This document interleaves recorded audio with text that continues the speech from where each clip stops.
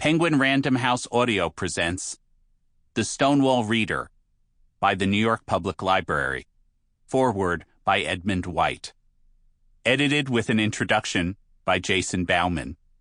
Read for you by Penny Arcade, Jason Baumann, Hugo Bresson, Julian Seehey, Michael Crouch, Danny DeFerrari, Graham Halstead, Tanaja Jordan, Rebecca Lohman, Eric Marcus, Nick Martorelli, Kristen Parker, Lillian Rivera, Serene Rose, Barbara Rosenblatt, Xavier Smith, and Minerva Summer.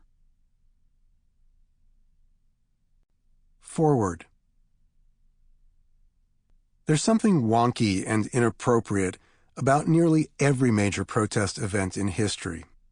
The British inspired the Boston Tea Party because they wanted tax revenues to pay for battles they'd fought on behalf of their American colonies. When the French Revolutionaries destroyed the Bastille, there were only 7 prisoners in it, most of them aristocrats, who came with pets, their own furniture, and hundreds of books.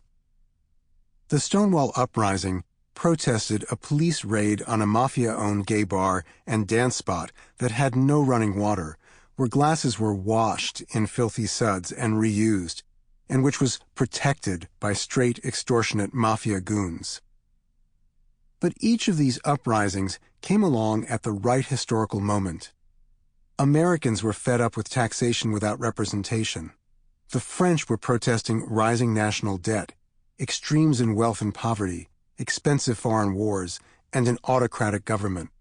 And gays, who'd almost never resisted arrest, stood up for themselves at last. There were many causes of this historic resistance. Throughout the early 1960s, the city had shut down gay bars out of deference to tourists visiting the World's Fair, which was mainly designed to showcase American business. The power behind it was the Tammany Hall mayor Robert Wagner. But at the time of Stonewall, in that pre-internet age, that was the main place for queers to meet. It seemed gay and lesbian bars were being left in peace. Everyone assumed Mayor John Lindsay was a nice guy because he looked like Kennedy. The clientele of the Stonewall had gradually changed from white to black and Hispanic, kids who were used to fighting the cops. And then it was very hot outside.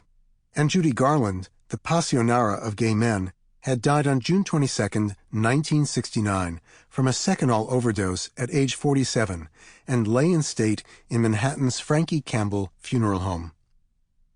The Stonewall riots began June 28th at 3 in the morning. They went on for 3 days, and at times the whole of Sheridan Square was cordoned off.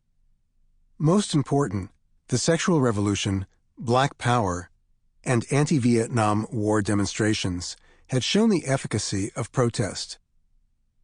The United States had gradually shifted from espousing a morality of duty to a newfound yen for self-fulfillment.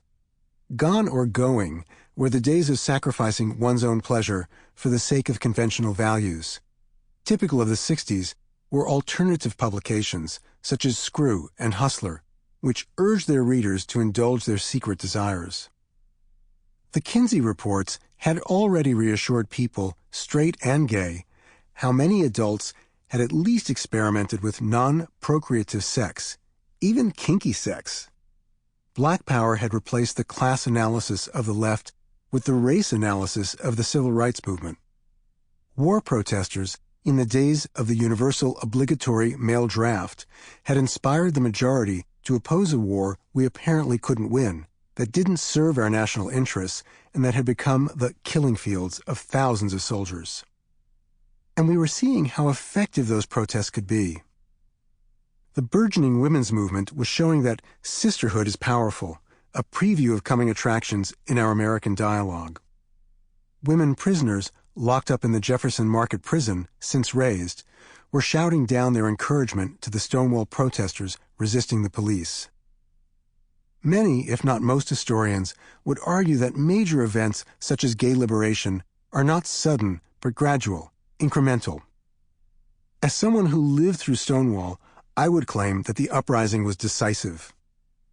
Although there were small gay rights groups, such as the Mattachine Society, which first met under the name of Society of Fools, Mattachino is the Italian word for a masked Sample complete. Ready to continue?